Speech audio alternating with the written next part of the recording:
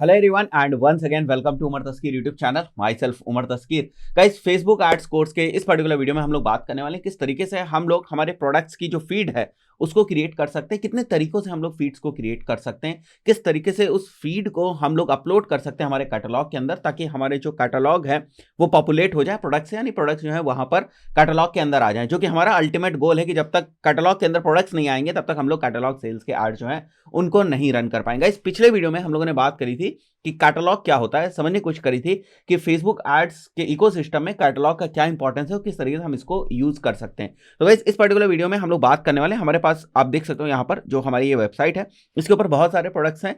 बहुत अगर नंबर की बात करें 14-15 ऑलमोस्ट 14-15 प्रोडक्ट्स होंगे यहाँ पर। तो किस तरीके से इन 14-15 प्रोडक्ट्स की हम लोग प्रोडक्ट फीड बना सकते हैं उसके ऊपर हम लोग बात करेंगे। तो गाइस यहाँ पर मैंने लिख रखा है जो टॉपिक है इस वीडियो का, that is actually creating and uploading feeds in catalogue.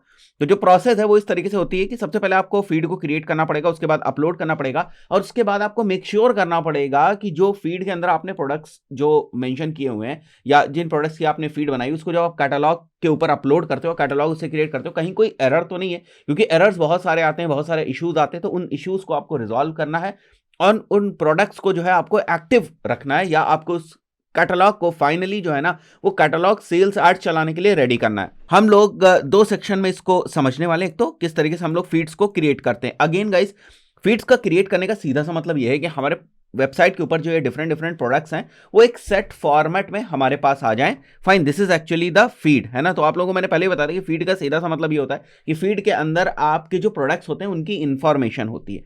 अब गाइज अगर हम बात करें कि हमारी वेबसाइट किस टेक्नोलॉजी के ऊपर है उस पर डिपेंड करता है कि हम लोग किस तरीके से जो फीड्स हैं उनको क्रिएट करेंगे। गाइज अगर हमारी वेबसाइट जो है वर्डप्रेस के ऊपर है, शॉपिफाई के ऊपर है, then there are different plugins, बहुत सारी प्लगइन्स होती हैं, बहुत सारी ऐप्स होती हैं जिसकी हेल्प से हम लोग जो फीड्स हैं उनको क्रिएट कर सकते हैं।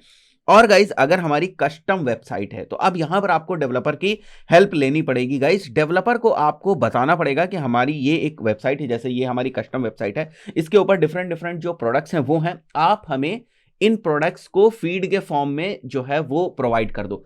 अब तो डेवलपर आपसे पूछेगा कि फीड होती क्या है, मेरे को बताओ कि एक्चुअली फीड क्या होती है। तो आप बताओगे इस टाइप से, जैसे यहां पर आप देख सकते हो मैंने एक डेमो फीड जो है वो डाउनलोड करके रखी हुई है और ये फीड मैंने फेसबुक से ही डाउनलोड करी हुई है। आप भी इसको डाउनलोड कर सकते हैं, मैं अभी आपको दिखा दूंगा किस तरीके से आप इसको डाउनलोड कर सकते हैं। तो गाइस आप जो है डेवलपर को बताओगे कि जो भी हमारे वेबसाइट के ऊपर डिफरेंट प्रोडक्ट्स है ना, उन प्रोडक्ट्स की अपनी आईडी होती है, टाइटल होता है, डिस्क्रिप्शन होता है, अवेलेबिलिटी होती है, कंडीशंस होते हैं, प्राइस होते हैं, और ये सब हमारी वेबसाइट के ऊपर ऑलरेडी है ना। ये देखोगे अगर आप लोग अपनी वेबसाइट को, ठीक है, जो भी आपकी ई कॉमर्स की वेबसाइट है, तो आप देख रहे हो जैसे मैं इस प्रोडक्ट के ऊपर जाता हूं तो इस प्रोडक्ट का अपना कुछ प्राइस है, टाइटल है, डिस्क्रिप्शन है, इसके जो अवेलेबिलिटी स्टेटस है वो है, यहाँ पर जैसे डिस्क्रिप्शन है, ठीक है। तो ये सारे जो डिफरेंट एट्रीब्यूट्स हैं इनके बारे में आप डेवलपर को बताओगे कि मुझे ये सारे जो एट्रीब्यूट्स हैं इनकी प्रोडक्ट वाइज इंफॉर्मेशन चाहिए कि हमारा एक ये प्रोडक्ट है, इसका ये टाइटल, इसका ये डिस्क्रिप्शन है, इस टाइप से। तो फिर डेवलपर आपसे पूछेगा, ठीक है, क्योंकि डेवलपर के लिए आसान काम है क्योंकि ये इंफॉर्मेशन ऑलरेडी ना वेबसाइट के ऊपर है, प्रोडक्ट की आईडी है, प्रोडक्ट का टाइटल है, डिस्क्रिप्शन है। तो डेवलपर के लिए कोई बड़ी बात नहीं, कुछ लाइन ऑफ कोड लिख के डायनेमिकली उस इंफॉर्मेशन की फीड बना देना। फिर डेवलपर आपसे बोलेगा कि आपको किस फॉर्मेट में चाहिए, मतलब वो बैकएंड में आपको एक जो है ऑप्शन दे देगा कि आप एक बटन के ऊपर क्लिक करो और आपकी जो फीड है वो डाउनलोड हो जाए, बट वहां पर आपको ये भी ऑप्शन दे देगा कि आप फीड को किस फॉर्मेट में डाउनलोड करना चाहते हो, मतलब आप फीड को एक्सएलएस में डाउनलोड करना चाहते हो, एक्सएमएल में डाउनलोड करना चाहते हो, या आप फीड को जो है वो सीएसवी फॉर्मेट में डाउनलोड करना चाहते हो। तो वैसे यहाँ पर ये सारी चीजें मैंने मेंशन भी की हुई हैं, आप इसको देख सकते हो एक बार के लिए। जैसे मैंने लिखा हुआ है, if you have custom website you have to tell developer what you need from the website, ठीक है। आपको वेबसाइट से क्या चाहिए, क्या इंफॉर्मेशन चाहिए in the form of feed, ये आपको डेवलपर को बताना पड़ेगा।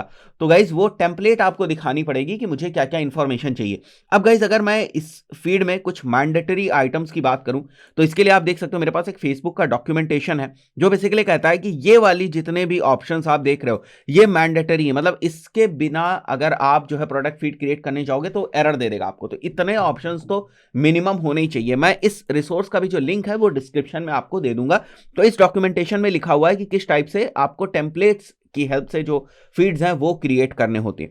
तो अगर आप हेडर्स डेवलपर को बता दोगे कि मुझे हर प्रोडक्ट की ID, title, description, availability, condition, ये सारी चीजें चाहिए, तो डेवलपर बड़ी इजीली इसको बना कर दे देगा और बैकएंड में आपको बड़ा ही यूजर फ्रेंडली ऑप्शन दे देगा कि आप एक क्लिक करेंगे और उस क्लिक करने के बाद आप जिस भी फॉर्मेट में आप चाहते हैं आप अपनी फीड को जो है वो डाउनलोड कर देंगे। तो यहां पर आप देख सकते हैं जैसे developer will help you in getting feed for different formats like XML, CSV, XLS। तो ये काम तो हो गया हमारा कि अगर हमारी कोई कस्टम वेबसाइट है तो आप इस तरीके से जो डेवलपर है उससे कम्युनिकेट कर सकते हैं। अब सीधी सी बात है, मैं बार बार बताता हूं कि अगर कभी भी हम कस्टम वेबसाइट्स की बात करते हैं तो इसका मतलब कि डेवलपर ने कस्टमाइज करके वो वेबसाइट बनाई होगी, इसका मतलब डेवलपर ऑलरेडी होगा वहां पर, ठीक है। तो अगर डेवलपर को आइडिया है ऑलरेडी और पहले भी ई कॉमर्स वेबसाइट्स बना चुका है, ऐसी ई कॉमर्स वेबसाइट्स बना चुका है जिनके ऊपर एड्स वगैरह चल चुके हैं, ठीक है, तो डेवलपर को आइडिया होता है, जैसे ही आप उनको बोलोगे कि हमें फीड के लिए भी ऑप्शन बैकएंड में दे दें, वो आपको एक ऑप्शन दे देंगे। अब गाइस बात आती है कि अगर हमारी वेबसाइट वर्डप्रेस के ऊपर है, जैसे कि ये वाली वेबसाइट है, तो किस तरीके से हम लोग हमारी जो फीड है उसको क्रिएट कर सकते हैं, ठीक है। और उसके बाद जब फीड को हमें कैटलॉग के अंदर अपलोड करना होगा या फीड को यूज करना होगा कैटलॉग के अंदर प्रोडक्ट्स को पॉपुलेट करने के लिए, तब भी हमारे पास डिफरेंट डिफरेंट ऑप्शंस आते हैं। मतलब पहली बात तो हमारे पास फिर से ऑप्शंस है कि जब हम फीड्स को क्रिएट करने जाते हैं तो वेबसाइट किस टेक्नोलॉजी पर है उस पर बेस्ड हमें ऑप्शंस मिलते हैं। उसके बाद जब हम फीड को अपलोड करने जाते हैं तब भी वो बहुत सारे हमें ऑप्शंस देता है कि आप फीड को किस तरीके से जो है वो अपलोड करना चाहते हैं, ठीक है। तो गाइज आपके सामने दो मेन ऑप्शंस होते हैं। जैसे पहला ऑप्शन आप यहां पर देख रहे हो कि आपकी जो भी प्रोडक्ट की इंफॉर्मेशन है, मतलब जो भी आपकी फीड है, वो आप फीड गूगल शीट के ऊपर अपलोड कर दोगे और गूगल शीट को आप कनेक्ट कर दोगे जो है कैटलॉग के साथ। तो वहां पर कैटलॉग के अंदर प्रोडक्ट्स जो है, जो भी गूगल शीट के अंदर इंफॉर्मेशन, जैसे ये जो आप इंफॉर्मेशन यहां पर देख रहे हो, ये जो अभी एक्सेल के अंदर है, इसी पूरी इंफॉर्मेशन को हम लोग ले जाकर अगर गूगल शीट में पेस्ट कर दें और गूगल शीट को जो है वो कनेक्ट कर दें कैटलॉग से, तो इस बार कैटलॉग के अंदर जितने भी प्रोडक्ट्स हैं वो पॉपुलेट हो जाएंगे with the help of the information जो गूगल शीट के अंदर अवेलेबल है। ये भी तरीका ठीक है। एक दूसरा तरीका ये होता है कि जब हम लोग फीड बनाते हैं तो उस फीड का अपना एक यूआरएल होता है, उस यूआरएल को हम लोग डाल दें कैटलॉग के अंदर, तो वहां पर कैटलॉग के अंदर प्रोडक्ट्स जो है वो पॉपुलेट हो जाते हैं, प्रोडक्ट्स जो है वो आ जाते हैं। दोनों ही तरीके हैं, दोनों ही तरीके ठीक है, दोनों ही तरीकों को हम लोग जो है वो यूज करके देखेंगे। बट गाइस गूगल शीट में आपको एक एडिशनल एडवांटेज ये मिल जाता है, क्योंकि देखो आपकी वेबसाइट है, ठीक है, और वेबसाइट के सारे प्रोडक्ट की इंफॉर्मेशन गूगल शीट में है और गूगल शीट कनेक्टेड है जो कैटलॉग से। तो अगर आप बीच में कुछ प्रोडक्ट्स वगैरह में या कुछ चेंज करना चाहते हैं तो अगर आप गूगल शीट में चेंज कर दें, ठीक है, गूगल शीट में, तो क्योंकि वो गूगल शीट कैटलॉग से कनेक्टेड है तो चेंजेस यहां पर सिंक हो जाएंगे, मतलब बड़ी आसानी से चेंजेस है ना वो कैटलॉग के अंदर रिफ्लेक्ट हो जाएंगे। वहीं पर अगर हम लोग ये बात करें कि हमारी वेबसाइट के ऊपर जो प्रोडक्ट्स हैं उनकी इंफॉर्मेशन डायरेक्टली कैटलॉग के अंदर गई with the help of a URL, जो मैंने सेकंड तरीका बताया हुआ है, यूजिंग CSV यूआरएल। यहां पर जो हमारी प्रोडक्ट की इंफॉर्मेशन है उसको मैंने कहीं बीच में किसी शीट में या गूगल शीट में नहीं रखा है। उस प्रोडक्ट की इंफॉर्मेशन का जो यूआरएल है वो डायरेक्टली मैंने कैटलॉग के साथ जो है वो शेयर कर रखा है या कैटलॉग में डाल रखा है हमने। तो अगर हम अपनी वेबसाइट के ऊपर कोई प्रोडक्ट्स के अंदर चेंजेस करते हैं तो हमारे कैटलॉग के अंदर भी जो प्रोडक्ट्स के चेंजेस हैं वो रिफ्लेक्ट होंगे। जो भी हम चेंजेस करें, जैसे प्राइस अगर हमने अपडेट किया या टाइटल हमने अपडेट किया, डिस्क्रिप्शन हमने अपडेट किया, तो वो होगा। वहीं पर अगर बीच में गूगल शीट है तो जब तक गाइज हम गूगल शीट में अपडेट नहीं करेंगे तब तक हमारे कैटलॉग में अपडेट नहीं होगा। तो आपने अगर वेबसाइट में कोई अपडेट कर दिया, इसका मतलब ये नहीं है, मतलब वेबसाइट के टाइटल में कर दिया या डिस्क्रिप्शन में कर दिया, तो इसका मतलब ये बिल्कुल नहीं है कि वो जो आपने वहां पर अपडेट किया हुआ है वो डायरेक्टली जो है वो कैटलॉग में अपडेट होगा, नहीं होगा, क्योंकि वहां से इंफॉर्मेशन आपने डाउनलोड करी थी, वो इंफॉर्मेशन आपने गूगल शीट में अपलोड करी थी, फिर गूगल शीट को जो है वो कनेक्ट किया था आपने कैटलॉग के साथ, राइट। तो जब तक गूगल शीट में चेंजेस नहीं होंगे तब तक कैटलॉग में चेंजेस रिफ्लेक्ट नहीं होंगे। तो अगर आपको फ्रीक्वेंटली चेंजेस करने हैं या थोड़े बहुत चेंजेस करने, जो कि जरूरी हो जाता है कभी कभी, क्योंकि आप चाहते हो कि आपकी जो फीड है वो प्रॉपर बने, वो एड्स फ्रेंडली जो है वो आपकी फीड बने, इसलिए कई बार थोड़ा बहुत आपको ना डिस्क्रिप्शन वगैरह में चेंजेस करने पड़ते हैं। तो कहा जाता है कि जो गूगल शीट का फिर तरीका है काफी सेफ है। और अगर आपको लगता है कि आपको चेंजेस करने की जरूरत नहीं है तो फिर जो आप यूआरएल जनरेट करेंगे फीड का, उसको भी डायरेक्टली जो है आप वो कैटलॉग के साथ कनेक्ट कर सकते हैं। प्रोसेस आपको थ्योरी समझ में आ गई होगी, अब एक एक करके हम लोग इस चीज को करते हैं। तो गाइस यहां पर मेरे पास जो है वर्डप्रेस का बैकएंड है और आपका टाइम ना वेस्ट हो इसलिए मैंने ऑलरेडी जो प्लगइन है वो डाउनलोड करके रखी हुई यहां पर। The plugin name is CTX feed, तो आप इस प्लगइन को डाउनलोड कर लें, ठीक है। CTX फीड नाम की एक प्लगइन है। एक और प्लगइन है जो बहुत ही फेमस है which is product feed pro, जो आप यहां पर देख रहे हो। प्रोडक्ट फीड प्रो भी यही काम करती है, मतलब फीड्स को ही आपको क्रिएट करने में आपकी हेल्प करती है। CTX फीड भी वही करती है। तो मैं एक बार CTX फीड के ऊपर आ जाता हूं, ठीक है। तो गाइस अगर आप यहां पर देखो तो मैंने पहले कोई फीड्स वगैरह क्रिएट करी होंगी, तो गाइस हम लोग आ जाएंगे न्यू फीड के ऊपर, क्योंकि हमें हमारी वेबसाइट के प्रोडक्ट की information in the form of feed चाहिए। फाइन, तो मैं सेलेक्ट कर लेता हूं यहां से अपनी कंट्री, इंडिया हो गई। हमारी जो टेम्पलेट है, feed is basically for Facebook, तो मैं सर्च करूंगा, ये देखो फेसबुक कैटलॉग एंड इंस्टाग्राम के लिए हमें यूज करनी, तो मैं यहां पर जो है फीड के जो टेम्पलेट है उसको सेलेक्ट कर लूंगा। फाइल नेम यहां पर मैं रख देता हूं एक बार के लिए, जैसे फेसबुक फीड इस टाइप से मैं रख देता हूं, ठीक है। ये हमारी फेसबुक फीड नाम से जो है हमारी फाइल हो जाएगी, ये फीड हो जाएगी हमारी। और फाइल का टाइप जो है वो मैं ले लूंगा यहाँ पर CSV और बाकी सारी चीजें, ठीक है। अब नीचे आ जाओ, आप देखो गाइस ये क्या करेगा, यहाँ पर आप देख सकते हो जैसे प्रोडक्ट आईडी दी हुई, तो जो भी हमारा प्रोडक्ट होगा उसकी आईडी पिक कर लेगा, ठीक है। टाइटल, डिस्क्रिप्शन, ये सारी चीजें पिक कर लेगा। यहां पर आपको ना कैटेगरी, आपके जो प्रोडक्ट्स हैं वो किस कैटेगरी के अंदर फॉल करते हैं वो आपको यहां पर सेलेक्ट करना है। तो हमारे जो प्रोडक्ट्स हैं वो फॉल करते हैं क्लॉथिंग एंड एसेसरीज के अंदर, तो मैं इसको सेलेक्ट कर लूंगा। तो वो आप देख लीजिएगा कि आपके जो प्रोडक्ट्स हैं वो किस कैटेगरी में फॉल कर रहे हैं, उसके हिसाब से आप अपनी फेसबुक प्रोडक्ट कैटेगरी यहां पर सेलेक्ट कर लेंगे। और उसके बाद सिंपली आपको करना है update and generate feed, that's it. यहां पर आपको करना है अपडेट एंड जनरेट फीड। तो थोड़ा टाइम लगेगा depending on the number of the products that you have on your website. अगर आपकी वेबसाइट के ऊपर बहुत ज्यादा प्रोडक्ट्स हैं तो फिर थोड़ा सा टाइम लग सकता है इसको जो है वो यहाँ पर क्रिएट होने में फीड को। अदरवाइज इतना ज्यादा टाइम आपको नहीं लगे, क्विकली क्रिएट हो जाएगी। जैसे यहाँ पर आप देखो तुरंत जो है हमारी फीड जो है वो क्रिएट हो गई। तो गाइस अब आप देख रहे हो जो ये फीड का URL है, हम लोग इसको यूज कर सकते हैं अपने कैटलॉग के अंदर। तो गाइस जैसा मैंने यहाँ पर लिखा हुआ था, आप देख सकते हो कि अपलोड करने का जब बात आती है तो हमारे पास दो तरीके हैं कि हम गूगल शीट के थ्रू बल्क अपलोड कर दें, या फिर हम लोग जो आप यहां पर देख रहे हो कि जो हमारा URL है इसको यूज करके हम लोग कर दें। तो मैं दोनों ही तरीके आपको बता देता हूं एक बार के लिए। तो मैं यहां पर अपने कॉमर्स मैनेजर में आ जाऊंगा, ठीक है। यहां तक आप लोगों ने देखा था लास्ट के वीडियो, मैंने सारी चीजें आप लोगों को बताई थी किस टाइप से आप यहां पर जो है अपना कैटलॉग क्रिएट कर सकते हैं। उसके बाद गाइस हमें जाना है यहां पर ऐड आइटम्स के ऊपर, और यहां पर आपको क्लिक करना है मल्टीपल आइटम्स के ऊपर, ठीक है। तो मैनुअल गाइस का मतलब होता है कि हम एक एक करके जो है वो अपने प्रोडक्ट्स को अपलोड करें, वो तो हमें करना नहीं है। हमें तो डेटा फीड के थ्रू करना है, पार्टनर प्रोग्राम पिक्सल के थ्रू भी नहीं करना है, हमें डेटा फीड के थ्रू करना है। तो मैं नेक्स्ट पे आ जाऊंगा।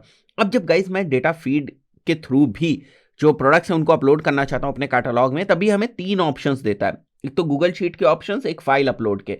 तो फाइल अपलोड का ऑप्शन तो हम लोग बिल्कुल इग्नोर कर देते हैं, या तो आप शेड्यूल फीड के ऊपर जाओगे या तो फिर आप गूगल शीट के ऊपर जाओगे।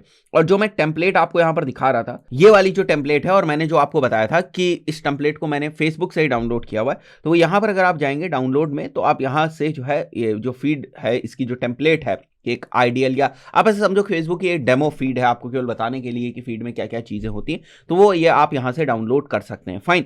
इसके बाद गाइस जैसे मैंने आपको बताया कि CSV वाला तरीका हम लोग पहले यूज करने वाले, मतलब URL वाला।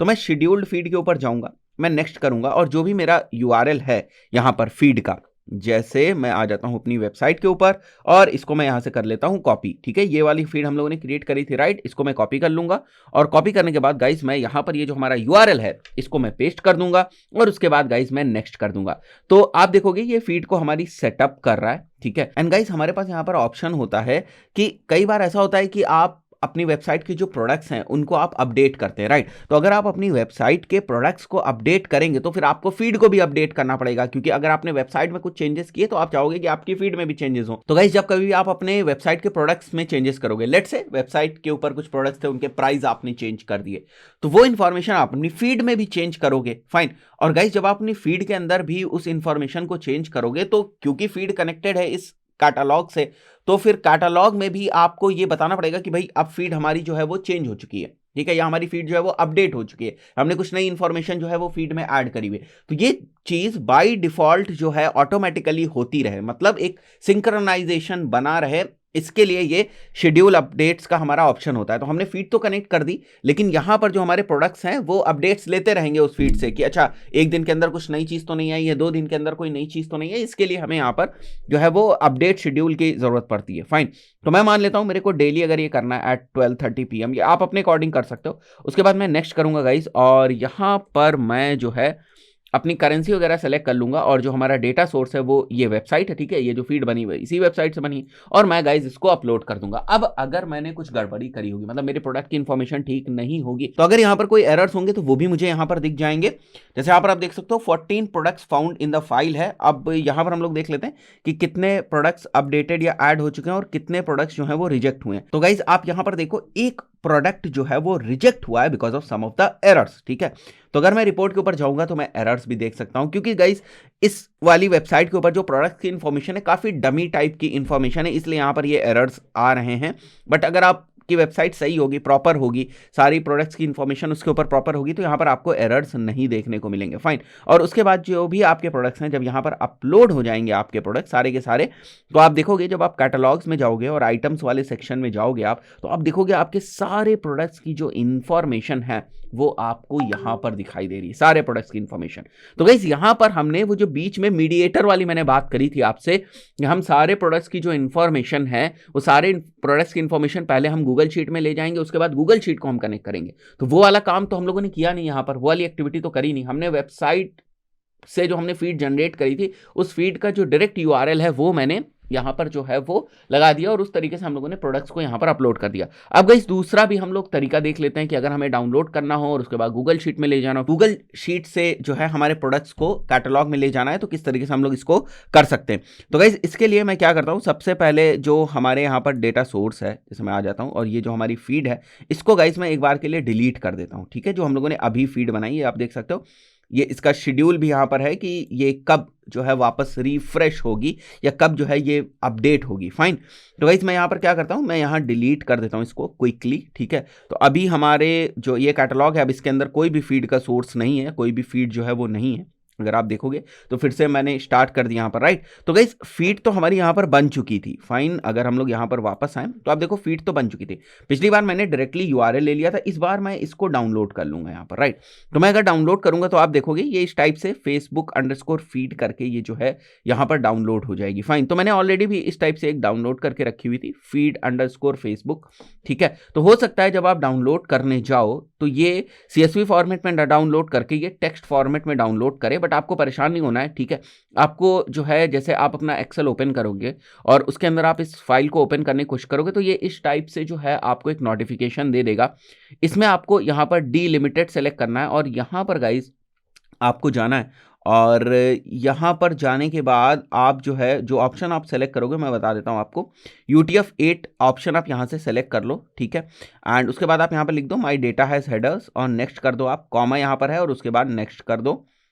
Okay, and then just finish it. ठीक है, तो आप देखोगे आपके जो प्रोडक्ट्स हैं वो यहां पर आ गए। अब प्रोडक्ट्स आपके यहां पर आप देख रहे हो एक्सेल के अंदर आ चुके हैं। अभी पिछली बार हम लोगों ने देखा था कि हमारे प्रोडक्ट्स की जो इंफॉर्मेशन थी वो इस पर्टिकुलर यूआरएल पे थी, तो हमने यूआरएल को अटैच कर दिया था। बट इस बार जो हम लोग गाइस बात कर रहे हैं कि वो प्रोडक्ट की जो भी इंफॉर्मेशन है हमारे प्रोडक्ट की, उसको हम लोग लेकर जाएंगे अपनी गूगल शीट के अंदर। अब गाइस यही हेडर्स ना आपको अपने डेवलपर को दे देना है कि भाई मेरे प्रोडक्ट की जो इंफॉर्मेशन है मुझे इस फॉर्मेट में ला कर दो, क्योंकि यहीं से फिर आगे का काम होगा सारा। तो गाइस मैं इसको क्विकली कॉपी मारता हूं, मेरे पास एक गूगल शीट भी ओपन है, तो मैं इस गूगल शीट में जाकर इसको पेस्ट कर दूंगा। अब गाइस हमारे पास स्कोप है, अगर मैं इसमें कुछ चेंजेस करना चाहूं, डिस्क्रिप्शन को ऑप्टिमाइज करना चाहूं या टाइटल को मैं ऑप्टिमाइज करना चाहूं, I have the opportunity to do all these things, right. इसके बाद गाइस हम लोग क्या करेंगे, हम लोग शेयर के ऊपर जाएंगे और यहां पर जो आप लिंक देख रहे हो, गेट लिंक आपको ऑप्शन दिखेगा, आप इस लिंक को बस कॉपी कर लो, शेयर करने वाला जो लिंक होता है। उसके बाद आप वापस डेटा फीड में जाओगे, नेक्स्ट करोगे आप, और इस बार आप बोलोगे कि मेरे को तो गूगल शीट की हेल्प से जो है वो फीड को क्रिएट करना है। तो गाइज यहां पर हम लोग आ चुके हैं, जैसे हमने गूगल शीट को सेलेक्ट किया, उसके बाद हम लोग नेक्स्ट के ऊपर क्लिक करेंगे और यहां पर जो हम लोगों ने शेयर वाला यूआरएल कॉपी किया था यहां से, उस वाले यूआरएल को हम लोग यहां पर क्विकली जो है वो पेस्ट कर देंगे। उसके बाद नेक्स्ट क्लिक करेंगे और उसके बाद सेम चीज है कि अगर आपको शेड्यूल सेट करना है वापस अपडेट होने का, तो फिर वो आप शेड्यूल सेट कर सकते हैं। और उसके बाद मैं नेक्स्ट करूंगा यहाँ पर, और मैं यहाँ पर INR सेलेक्ट कर लूंगा और ये हमारे डेटा सोर्स का नाम हो गया। ठीक है, मैं गूगल शीट लिख देता हूँ यहाँ पर, एंड गाइज उसके बाद हम लोग इसको अपलोड कर देंगे। तो गाइज अगेन अगर सारी चीजें ठीक होंगी तो फिर हमारे जो प्रोडक्ट्स हैं वो यहाँ पर प्रॉपरली आ जाएंगे। जैसे कि हम लोगों ने देखा भी था कि हमारे प्रोडक्ट्स की जो इन्फॉर्मेशन थी वो ठीक थे। अब यहाँ पर अगर आप देखो तो 14 प्रोडक्ट्स फाउंड दिखा रहा है। अब देखते हैं हम लोग कितने प्रोडक्ट्स ये जो है ओके बता रहा है और कितने प्रोडक्ट्स को ये रिजेक्ट कर रहा है।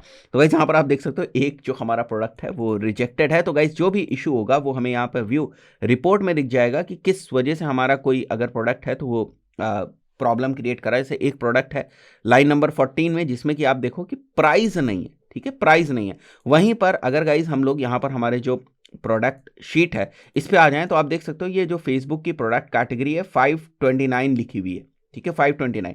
तो गाइज जो हम लोगों ने यहाँ पर फेसबुक की प्रोडक्ट कैटेगरी यहाँ पर जो हम लोगों ने सेलेक्ट करी थी, जब हम लोग फीड बना रहे थे, अगर मैं वापस के ऊपर एडिट के ऊपर जाऊं तो आप देख सकते हो उस चीज को। यहाँ पर गाइज हम लोगों ने क्लॉथिंग एंड एसेसरीज सेलेक्ट करी थी। तो गाइज आप यहाँ पर चाहो तो ये जो क्लॉथिंग एंड एसेसरीज का जो ये कोड होता है, हर प्रोडक्ट कैटेगरी का अपना कोड भी होता है गाइज। तो यहाँ पर बेसिकली आप कोड देख रहे हो, आप चाहो तो यहाँ पर यही चीज मेंशन कर सकते हो जो आपको यहाँ पर दिख रही है क्लॉथिंग एंड एसेसरीज, अगर चाहो तो आप वो भी यहाँ पर मेंशन कर सकते हो। तो दिस इज बेसिकली प्रोडक्ट की जो कैटेगरी होती है, फेसबुक प्रोडक्ट की कैटेगरी से वो आइडेंटिफाई करता है कि आपके जो प्रोडक्ट्स हैं वो किस कैटेगरी में फॉल करते हैं, किस कैटेगरी में फॉल करते हैं। तो ये चीज़ अगर फेसबुक एड समझ जाएगा तो उसको ये भी समझ में आ जाएगा किस टाइप के लोगों को जो आपके प्रोडक्ट्स हैं उनको दिखाना है। तो गाइस इस टाइप से हम लोग हमारी जो फीड्स हैं उनको क्रिएट कर सकते हैं। इस तरीके से हमारे पास डिफरेंट डिफरेंट वेज होते हैं जिनके थ्रू हम लोग हमारी जो फीड्स होती हैं उनको हम लोग अपलोड कर सकते हैं अपने फेसबुक के सिस्टम के अंदर या फेसबुक के कैटलॉग के अंदर। तो हम लोग अपलोड कर लेंगे तो आप देखोगे, जैसे कि मैं यहाँ पर आ जाता हूँ, ठीक है। तो ये हम लोगों ने तो अपलोड कर दिया। अब हम लोग वापस आ जाते हैं आइटम्स के ऊपर। तो आप देखो जितने भी हमारे प्रोडक्ट्स हैं वो सारे प्रोडक्ट्स हमें यहाँ पर दिख रहे हैं। तो गाइज अब अगर हम लोगों को एड्स अपने रन करने हैं, कैटलॉग सेल्स एड्स रन करने, तो हम लोग रन कर सकते हैं। तो ये बेसिक फाउंडेशन है कैटलॉग एड्स को रन करने के लिए, कैटलॉग सेल्स एड्स को रन करने के लिए। दोस्तों आशा करता हूँ आपको ई कॉमर्स रिलेटेड बहुत सारी चीज़ें, कॉन्सेप्ट्स जो हैं पिछले 4-5-6 वीडियोज़ के थ्रू क्लियर हो गए होंगे। इस पर्टिकुलर वीडियो में इतना ही, मिलता है नेक्स्ट वीडियो में। Till then good bye.